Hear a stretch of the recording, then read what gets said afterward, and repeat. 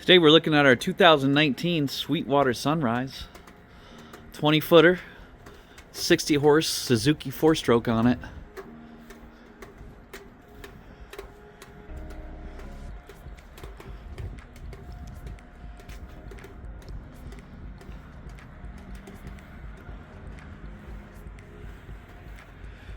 Boat's in real good shape.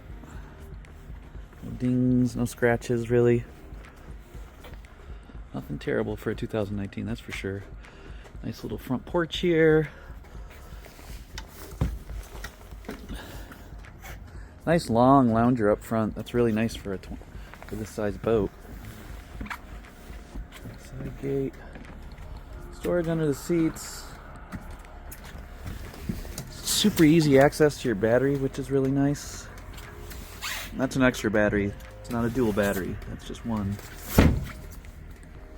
Gas station's back, your gas tank is back there. Nice long ladder. Only 115 hours on the engine. Bluetooth. Keep the jams going. Boat's just in really good shape. It's a little wet out right now, so this boat's going to clean up and be in great shape.